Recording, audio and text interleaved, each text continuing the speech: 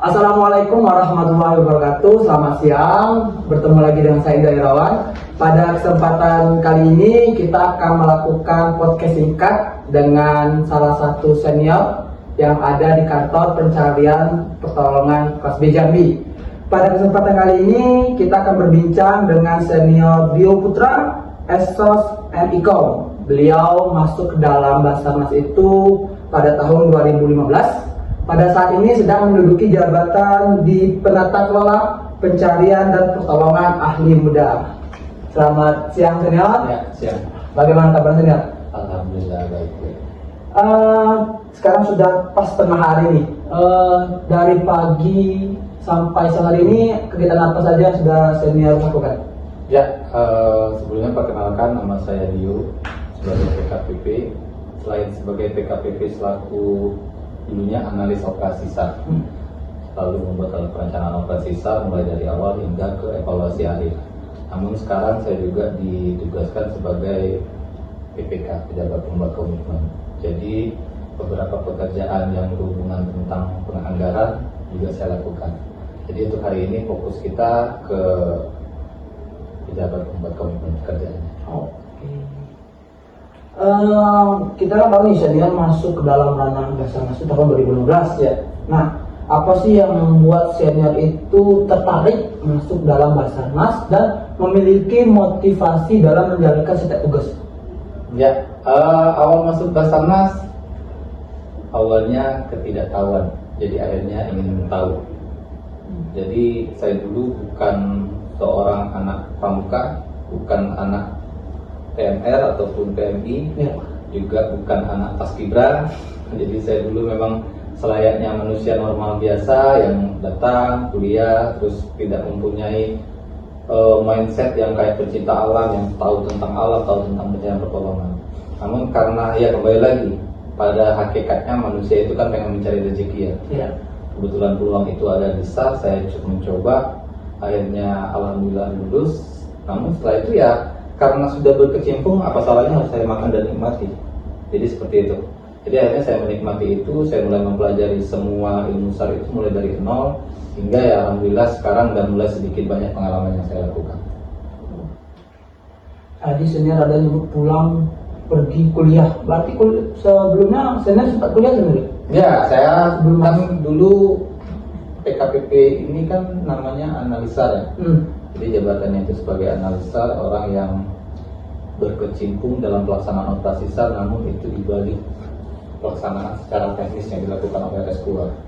Jadi analisa itu orang yang sepertinya ide dan perencanaan operasi itu yang dituangkan oleh seorang analis yang dilakukan oleh RS2. Jadi seperti itu. Jadi kan Basarnas ini kan harusnya sinergi ya, antara perencanaan hingga pelaksanaan operasi SAR. RS2 sebagai pionir, analisa sebagai pemikirnya. Mungkin saat ini kan masih ada sih masyarakat yang belum paham dengan pekerjaan sebagai seorang rescuer. Nah, bagaimana sih senior itu menjelaskan kepada masyarakat tentang pekerjaan sebagai seorang rescuer? Ya, sebenarnya di zaman sekarang ini kan media itu banyak sekali ya, platform itu banyak sekali cara kita mengenalkan apa itu Basarnas.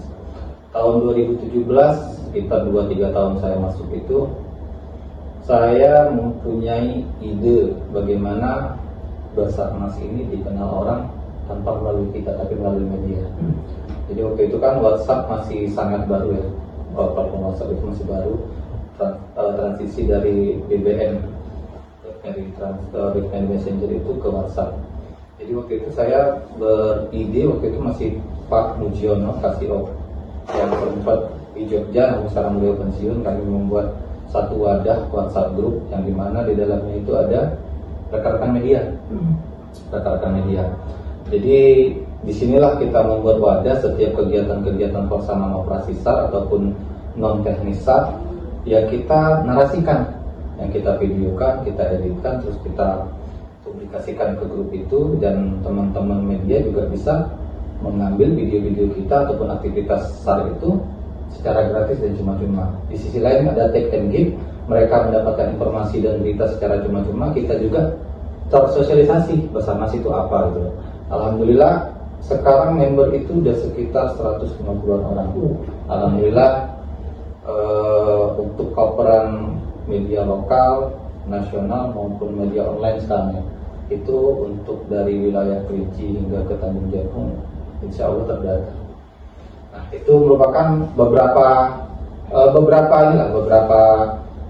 media yang bisa kita lakukan. Selain juga di sumber daya kan ada yang namanya Sabustus School ataupun sekarang itu ada yang di bawah Komisi 5 DPR itu ya tentang sosialisasi Basarnas itu apa gitu. Saya rasa demikian kalau untuk dari kami. Izin sebentar. Kan selama menjalani, sebelumnya sempat di Reskor ya? Enggak, saya analisa murni saya.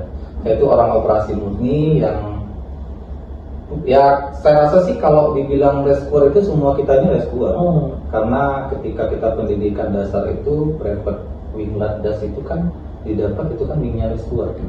Jadi ketika sudah berbaju oranye semua kita sama, kita itu penolong. Tapi pernah turun ke lapangan? Oh ya, alhamdulillah ya. Alhamdulillahnya di Jambi khususnya ya. Saya nggak tahu kalau di provinsi lain mungkin ada. Di Jambi itu saya itu dididik oleh kasir-kasir terdahulu itu pelaksanaan operasi SAR di bawah 30 km itu analisnya ikut. Pertama itu, yang kedua apabila ada operasi SAR yang skalanya besar ataupun menjadi perhatian oleh pusat itu biasanya analisnya ikut. Jadi pelaksanaan operasi SAR yang dekat itu biasanya saya mengikuti. Jadi untuk kegiatan-kegiatan reskuer sedikit banyak saya tahu, sedikit banyak juga dan saya merasakan. Fungsinya ya memang kita itu bisa mengetahui, kita kan sebagai analis nih, kita mengevaluasi kegiatan-kegiatan reskuer. Jadi seorang analis bisa ini merasakan apa yang dirasakan oleh reskuer, baik itu dalam penyelenggaraan operasi SAR-nya hingga kehambatan-hambatan yang harus mereka lalui. Oke, berarti masuk tahun 2015 ke 2025, lebih kurang 10 tahun ya. Pernah juga turun ke lapangan untuk membantu operasi pencarian. Tentu senior memiliki banyak pengalaman sih ya, ketika terjun ke lapangan. Dan sekian banyak pengalaman itu, ada nggak pengalaman yang saat ini paling berkesan ketika terjun di operasi kemanusiaan? Ya, kalau berbicara berkesan pasti reskuer yang banyak banget pengalaman operasi SAR. Namun ketika ini bagi saya yang berkesan pasti operasi SAR besar. Operasi SAR di Wikli Jaya Sakti yang menelan korban 24 orang dengan 8 orang meninggal, itu menurut saya sangat berkesan karena tugas seorang analis, tugas seorang SMC, tugas seorang OSC di situ memang betul-betul diuji. Bagaimana cara kita memanage potensi SAR, memanage anggota SAR, memanage tim SAR itu sehingga pencarian dan pertolongan itu bisa berjalan efektif.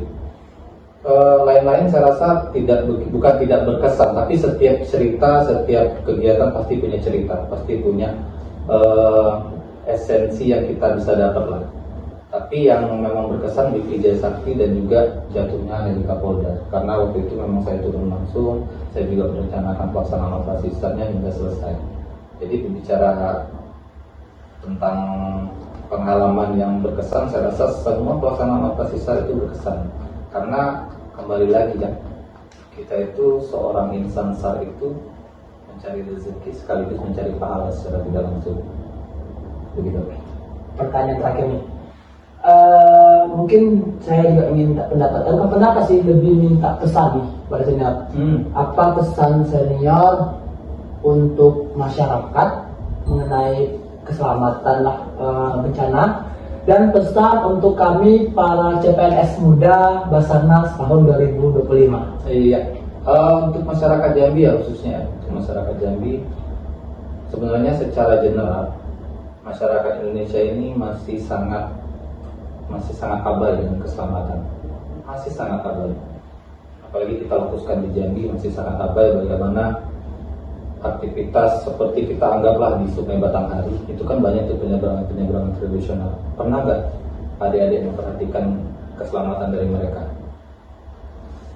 Minimal punya pelampung tradisional atau dirijen atau ban Masa nggak punya. Jadi ketika musibah ini kan nggak kenal waktu, nggak kenal tempat, nggak kenal namanya kalender, kapan aja bisa terjadi. Nah, dengan persiapan yang sangat minim, saya rasa kemungkinan korban ataupun terjadinya kecelakaan itu besar dan korban akan besar juga gitu. Nah, jadi untuk masyarakat Jambi agar lebih mengedepankan tentang keselamatan dan keamanannya, karena kembali lagi kecelakaan itu tidak mengenal waktu, tempat, dan kalender. Untuk rekan-rekan adik-adik nih yang saya juga dibilang Mas udah tua juga ini ya, baru 10 tahun itu masih sangat minim sekali sebenarnya, beda dengan senior yang sebelumnya mungkin pengabdiannya udah 20-25 tahun. Untuk adik-adik CPNS, kalian itu adalah kaderisasi dari Basarnas. Lakukanlah yang terbaik, karena kembali lagi di zaman sekarang ini media itu sangat dominan. Jangan gara-gara Milas TV, pusat susu sebelanga, Basarnas ini sudah dikenal baik oleh masyarakat luar. Jangan sampai kalian melakukan hal-hal yang di luar koridornya sehingga membuat Basarnas itu tercoreng. Jadi kalian belajarlah dengan baik, lakukan operasi SAR itu dengan sesuai dengan SOP-nya.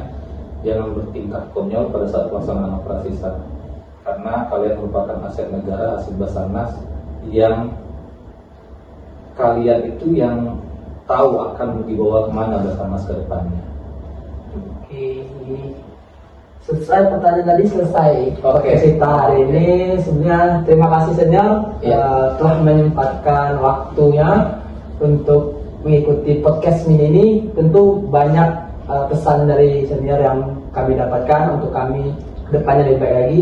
Sekali lagi terima kasih senior. Ya, sampai berjumpa di next podcast. Oke. Terima kasih.